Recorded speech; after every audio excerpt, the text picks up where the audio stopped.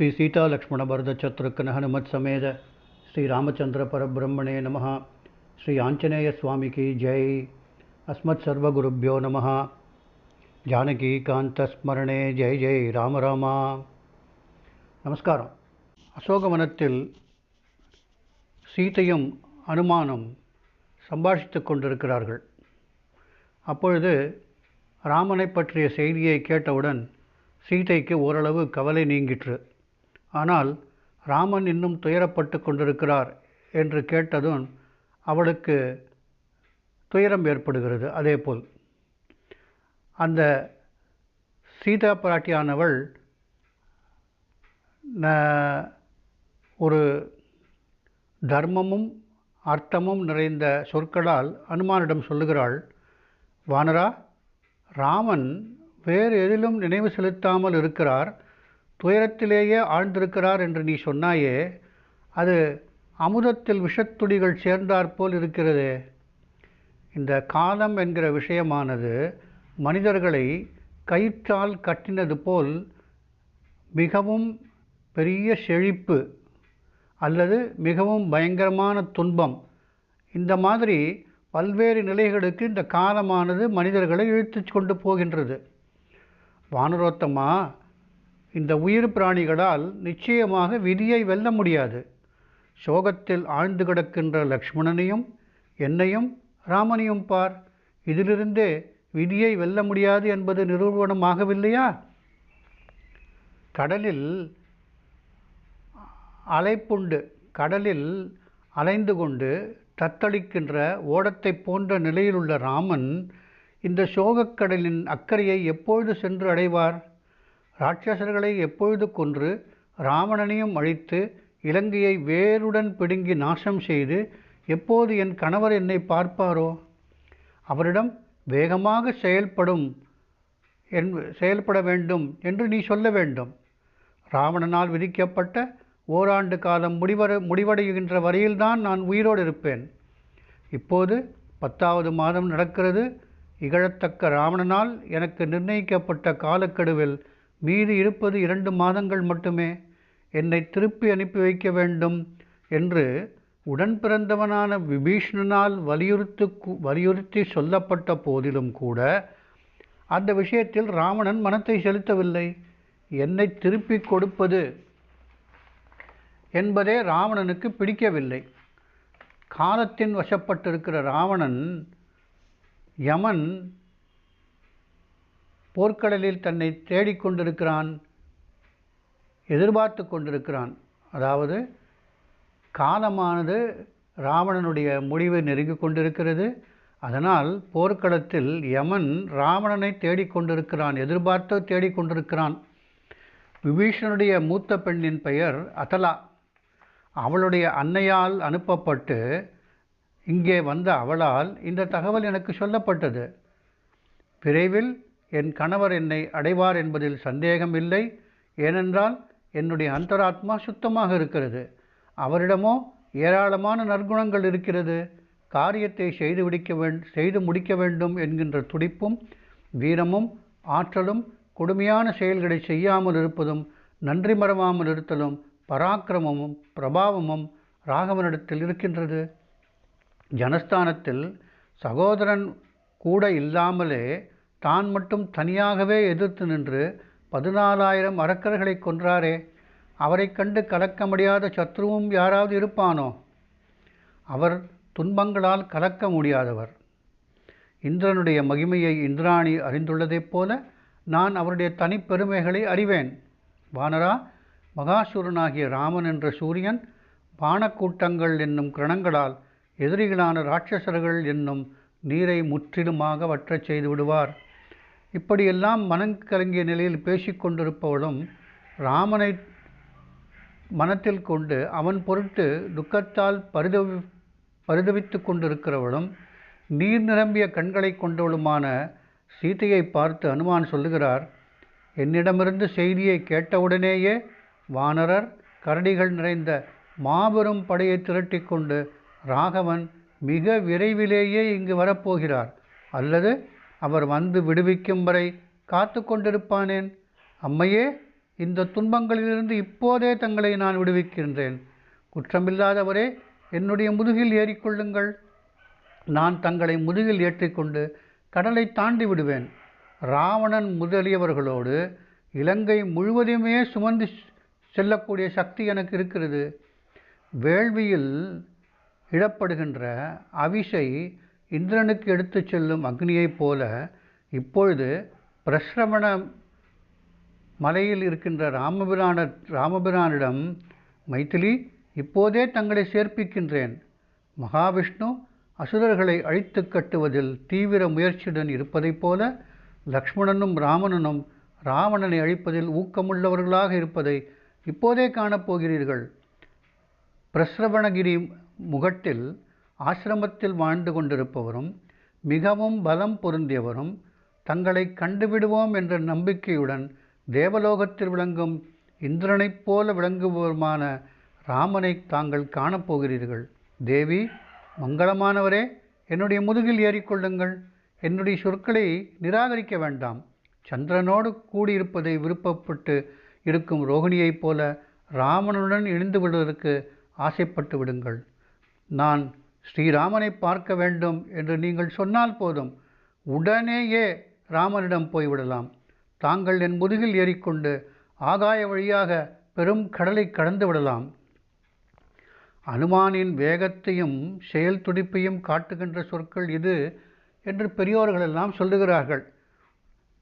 ஆகாய வழியாக பெருங்கடலை கடந்து விடலாம் என்று அனுமான் சொல்வது அவனுடைய செயல் துடிப்பையும் அவனுடைய வேகத்தையும் காட்டுகிறது. லங்கையில் உள்ள எல்லாரும் ஒன்று கூடி வந்தாலும் முதுகில் தங்களை சுமந்து கொண்டு செல்லும் என்னை பின்தொடர்வதற்கு சக்தி படைத்தவர்கள் யாருமே கிடையாது. வைதேகி, பாருங்கள், நான் இங்கே எப்படி வந்து சேர்ந்தேனோ அதுபோலவே அவ்வளவு சுலபமாகவே தங்களை சுமந்து கொண்டு நிச்சயமாக செல்லப் போகிறேன் என்று அனுமான் ஜானகி தேவியிடம் சொல்லுகிறான். அந்த வானரோத்தமன் ஆச்சரியம் தரக்கூடிய இந்த மாதிரி வார்த்தைகளை சொன்னவுடன் மகிழ்ச்சியால் உடல் முழுதும் குதூலிக்கிறது. சீதைக்கு மாருதியை பார்த்து மைதிலி சொல்லுகிறாள், ஆஞ்சநேயா, மிக நீண்ட தூரத்திற்கு என்னை சுமந்து கொண்டு போவதற்கு நீ விரும்புகிறாயே. இதுதான் உன்னுடைய இயற்கையான வானரத்தனம் என்று நான் நினைக்கிறேன். வானர வீரனே, சின்ன உடல் படைத்த நீ இங்கேருந்து என்னை கொண்டு போய் மனிதர்களுள் தேவேந்திரன் போன்ற என் கணவரிடம் விடுவதற்கு துணிந்து விட்டாயே. எப்பொழுதும் என்று சீதை அனுமனை கேட்கிறாள். அப்பொழுது எப்பொழுதும் ஜெயலட்சுமியோடு விளங்குகின்ற வாயுகுமாரனான அனுமன் சீதையினுடைய வார்த்தைகளை கேட்டு இதுவரையில் இல்லாதபடி புதிதாக அவமானப்பட்டு விட்டதாக எண்ணி கவலைப்படுகிறான். கரிய கண்களை, கருமையான கண்களை கொண்ட சீதா பிராட்டியார் நான் அளவற்ற பலமுடையவன் என்றும் பிறரால் செய்ய முடியாத காரியங்களையும் செய்யக்கூடியவன் என்றும் அறிய மாட்டார்.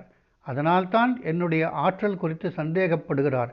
எனவே நான் இஷ்டப்படி உருவங்களை எடுக்கக்கூடியவன் என்பதை இப்போது வைதேகி பார்க்கட்டும் என்று யோசனை செய்து அந்த எதிரிகளை வாட்டுகின்ற அனுமான் தன்னுடைய உருவத்தை அப்போதே மைதிலிக்கு காட்டுகிறார். மிகவும் பலம் பொருந்தியவரும் வானரர்களின் மகா புத்திசாலியுமான அனுமான் அந்த மரத்திலிருந்து சற்று தொலைவில் போய் நின்று கொண்டு சீதைக்கு நம்பிக்கை ஏற்பட வேண்டும் என்பதற்காக வளர ஆரம்பிக்கிறான். உத்தம வானரன் அந்த அனுமான் கொழுந்து விட்டெறியும் அக்னியைப் போல ஒளி வீசிக்கொண்டு மேரு, மந்தரம் போன்ற மலைகளைப் போல மிக பெரிய உருவத்தை ஏற்று சீதையின் முன்னால் நிற்கிறான். மலை போன்ற உடலையும் சிவந்த முகத்தையும் வஜ்ராயுதம் போன்ற கடவாய்ப்பற்களையும் நகங்களையும் படைத்த பயங்கரமான தோற்றத்தையும் பேராற்றலையும் கொண்ட அந்த வானரர் வைதேகியை பார்த்து சொல்லுகிறார், இந்த லங்கையை அதிலுள்ள மலைகள், காடுகள், கோட்டை கொத்தளங்கள் மற்றும் இவைகளுக்கு தலைவனோடும் பிடுங்கி எடுத்து செல்லும் சக்தி எனக்கு உண்டு. எனவே தேவி, நிச்சயமான முடிவு செய்யுங்கள். என்னை புறக்கணித்தது போதும். ராமலட்சுமணர்களை சோகமில்லாதவர்களாக செய்யுங்கள். என்னுடைய முதுகில் ஏறி உட்கார்ந்து கொண்டால் நான் அநாவசியமாக ராமனிடம் கொண்டு சேர்ப்பித்து விடுவேன். இந்த மாதிரி அந்த அனுமான் அப்படி ஒரு பெரிய மலை போல் பெரிய உடலுடன் இருப்பதை பார்த்து அந்த தன்னுடைய தாமரை இழை போன்ற அகன்றமான கண்களை கொண்ட ஜானகி சொல்கிறாள், வானரோத்தமா, உன்னுடைய பலத்தையும் பராக்கிரமத்தையும் நான் அறிவேன். வாயுவுக்கு ஒப்பான வேகத்தையும் அக்னிக்கு ஒப்பான ஆச்சரியமான தேஜஸையும் நான் கண்டிப்பாக அறிவேன். கடக்க முடியாத கடலை தாண்டி உன்னைத் தவிர வேறு யாரால் இந்த நகரத்திற்குள் வர முடியும்? என்னை சுமந்து கொண்டு வேகமாக போகும் ஆற்றல் உனக்கு உண்டு என்பது கூட எனக்கு தெரியும். ஆனால் இப்பொழுது செய்ய வேண்டியது என்ன? ஸ்ரீராமச்சந்திரரின் காரியம் விரைவில் நிறைவேறுவதற்கான வழிமுறைகள்தான் ஆராயப்பட வேண்டும்.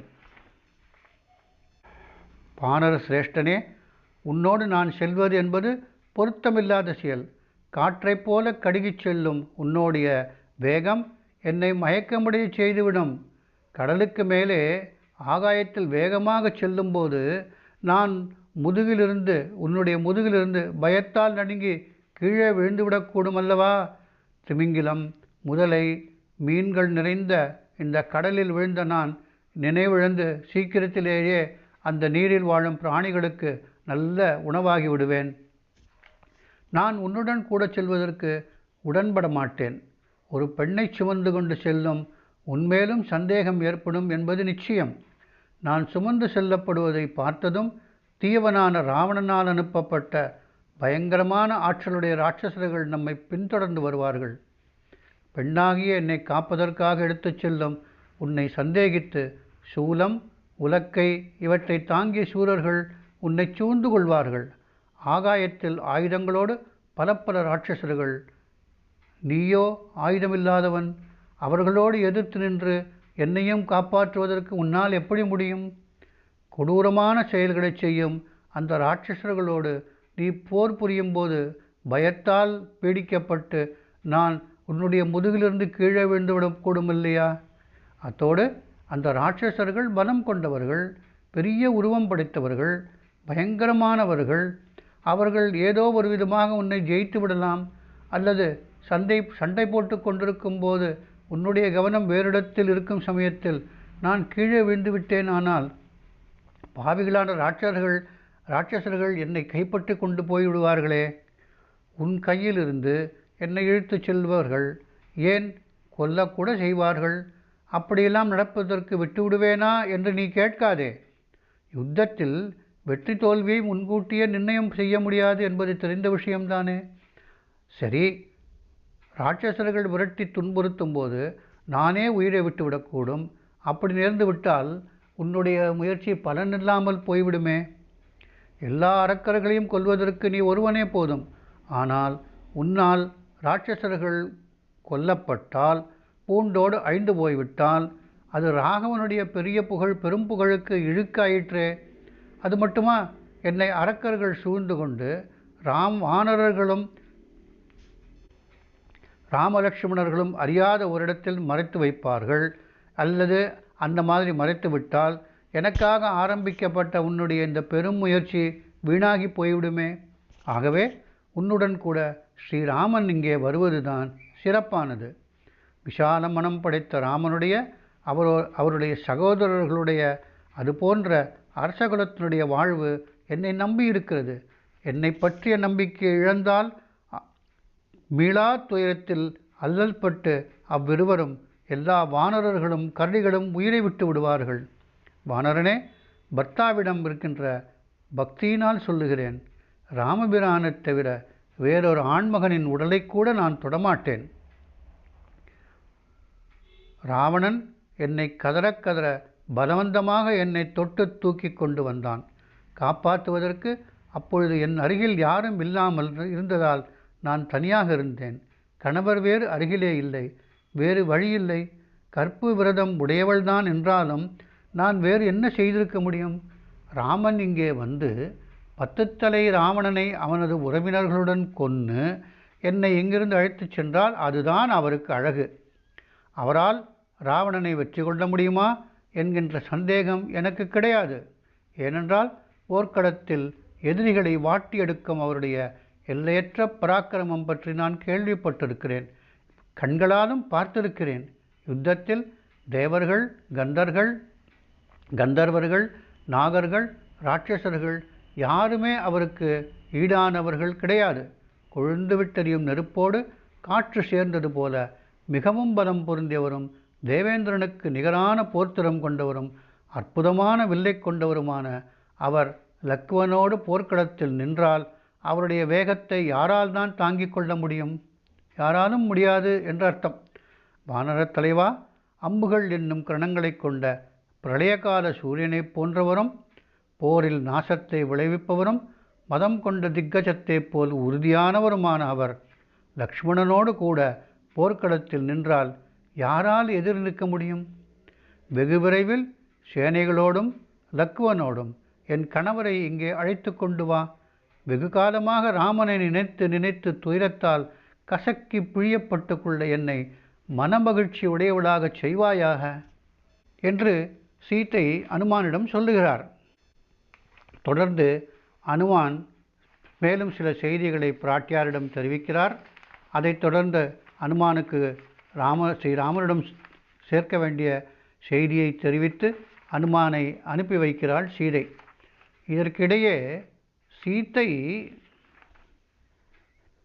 சீதையினுடைய சீதா கிருதி, ரமா கிருதி என்று சொல்லப்படுகிறது. அதாவது சீதையினுடைய சாயை தான் இவர் என்பதாக மத்வராமாயணத்தில் சற்று விரிவாக மத்வாச்சாரியார் எழுதியிருக்கிறார்.